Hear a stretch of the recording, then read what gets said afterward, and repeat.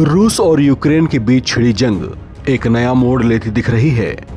अब तक जो लड़ाई रूस के सरहदी इलाके में लड़ी जा रही थी वो विकराल और भयावह रूप ले सकती है, क्योंकि यूक्रेन ने इस युद्ध को अब और ज्यादा घातक रूप देने का मन बनाया है।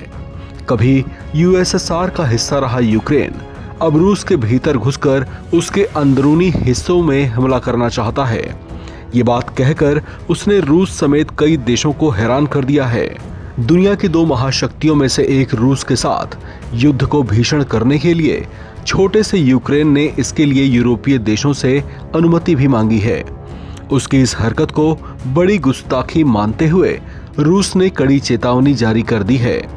रूस ने अमेरिका और उसके नाटो सहयोगी यूक्रेन को चेतावनी दी है कि अगर रूस के अंदरूनी हिस्सों में हमले की नीयत से लंबी दूरी के हथियारों के इस्तेमाल की अनुमति दी गई तो इसका बहुत बुरा अंजाम हो सकता है।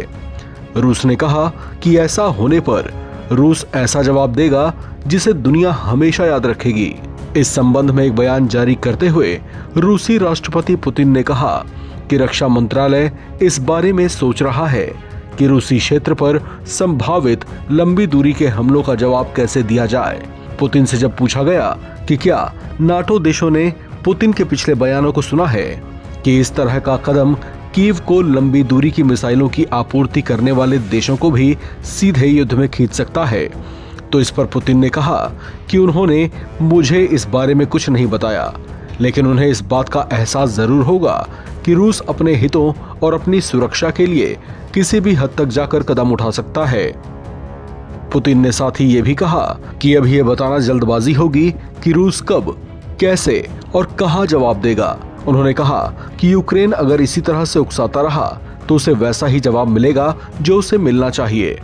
पुतिन ने कहा कि सिर्फ नाटो सदस्य देश ही उन विशेष उपकरणों को संचालित कर सकते हैं जो यूक्रेन चाहता है, क्योंकि यूक्रेन के पास वो महारत नहीं है। ऐसे में उसकी ये मंशा पूरी करने वाले देशों को भी रूस इस युद्ध में उतरा हुआ मानेगा और उचित कार्रवाई भी करेगा। अमेरिका ने सार्वजनिक रूप से ये नहीं कहा कि वो यूक्रेन को रूस पर हमला करने की अनुमति देगा या नहीं, लेकिन कुछ अमेरिकी अधिकारियों को इस बात का गहरा संदेह है कि ऐसा करने से युद्ध में कोई महत्वपूर्ण अंतर आएगा।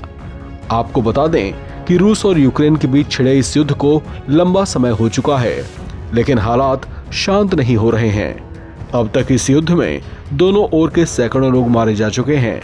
रूस का कहना है कि यूक्रेन को यूरोपीय देश मदद पहुंचा रहे हैं ताकि वो लंबे समय तक युद्ध में रूस को उलझाए रख सकें।